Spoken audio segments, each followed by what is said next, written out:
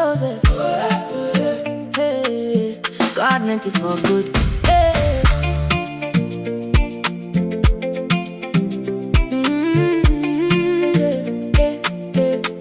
Joseph was taken down to Egypt.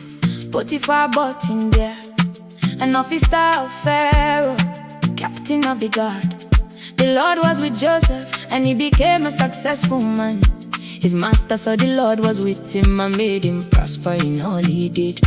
He put him in charge of his household, entrusted him with everything he owned. The Lord blessed the Egyptian's house on account of Joseph. Then the master's wife said, "Sleep with me." But Joseph refused and answered, "How could I do such a great evil and sin against God?"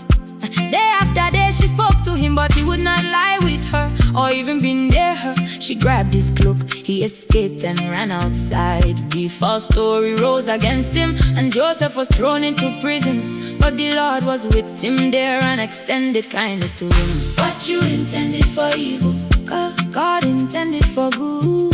The Lord was with Joseph, God meant it for good. The cupbearer and the baker offended Pharaoh, their king. They were held in the same prison, and Joseph served them there. Both men dreamed in one night, each dream with its own meaning. Why are your faces downcast? Joseph asked them in the morning. Do interpretations not belong to God? Tell me a dream. 3 branches meant 3 days. The cupbearer would be restored. Please remember me and mention me to Pharaoh.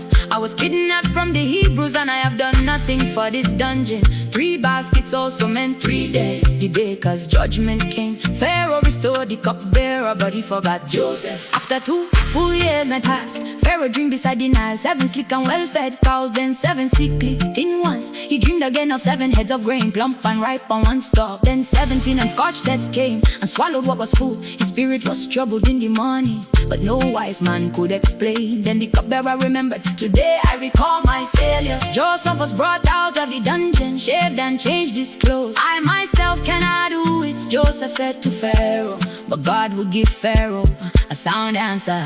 The dreams are one and the same. God has revealed what he will do. 7 years of great abundance, then 7 years of famine. The famine will be so severe, the plenty will not be remembered. Let Pharaoh find a discerning man, wise over all the land. Take a fifth in the good years, lay up grain in the city, so the land will not perish in the famine.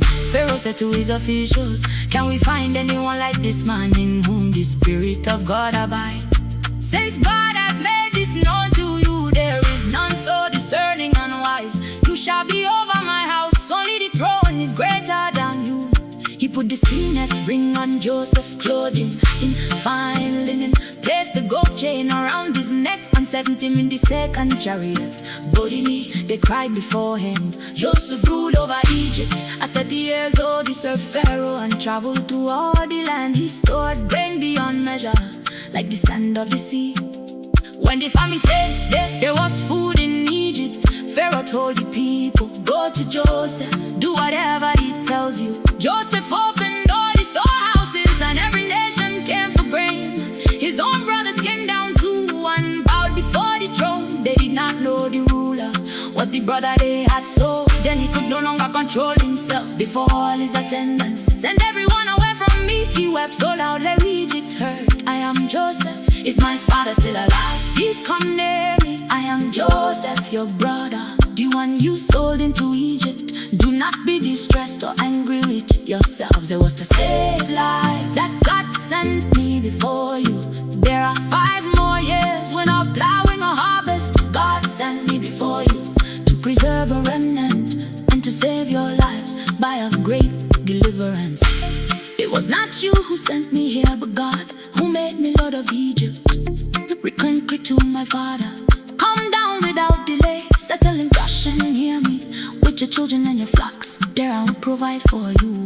Joseph embraced Benjamin and wept, then kissed all his brothers, and afterward they talked with him. Joseph sent them away and said, do not quarrel on the way. When Jacob heard Joseph is still alive, his spirit was revived. Enough, Israel declared, I will go to see him before I die. As for you, what you intend